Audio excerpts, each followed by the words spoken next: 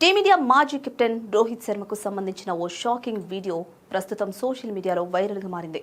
కారులో కూర్చున్న రోహిత్ వద్దకు వచ్చిన ఇద్దరు అభిమానులు అతడి చేతికి ఉన్న ఖరీదైన వాచ్ను లాక్కోవడానికి ప్రయత్నించారు. ఈ వీడియో చూసిన నెటిజన్లు ఆశ్చర్యానికి గురవుతున్నారు. అయితే ఈ ఘటన ఎప్పుడు ఎక్కడ జరిగిందన్న విషయంపై అధికారిక సమాచారం లేదు.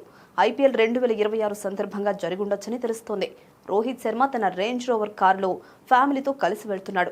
వెనుక సీట్లో కూర్చున్న హిట్ మ్యాన్ బయట ఉన్న అభిమానులకు అభివాదం చేస్తున్నాడు. ముందుగా ఇది ఓ సాధారణ ఫ్యాన్ మూమెంట్లా అనిపించిన కొద్దిసేపటికి పరిస్థితి పూర్తిగా మారిపోయింది. ఇద్దరు యువకులు కారుకు చాలా దగ్గరగా వచ్చి రోహిత్ చేతిని పట్టుకునేందుకు ప్రయత్నించారు. అందులో ఒకరు హిట్ మ్యాన్ చేతికున్న ఖరీదైన వాచ్ను తీసుకునేందుకు ప్రయత్నించాడు. వెంటనే అప్రమత్తమైన రోహిత్ కారు విండోను పైకెత్తి వెనక్కి వెళ్లాలని వార్నింగ్ ఇచ్చాడు. ఈ ఘటన తర్వాత రోహిత్ శర్మ వాచ్ ఖరీదు సోషల్ మీడియాలో చర్చ మొదలైంది. హిట్ మ్యాన్ పెట్టుకున్న వాచ్ ప్రముఖ లగ్జరీ బ్రాండ్ రోలెక్స్ కు చెందిన జిరాఫీ మోడల్ అని నెటిజన్లు అంటున్నారు. దీని విలువ సుమారు 3.25 కోట్ల రూపాయలు ఉంటుందని సోషల్ మీడియాలో ప్రచారం జరుగుతోంది. అయితే ఈ విషయాన్ని రోహిత్ లేదా అతడి టీం అధికారికంగా ధృవీకరించలేదు. ఏదేమైనా వీడియో మాత్రం విపరీతంగా వైరల్ అవుతోంది.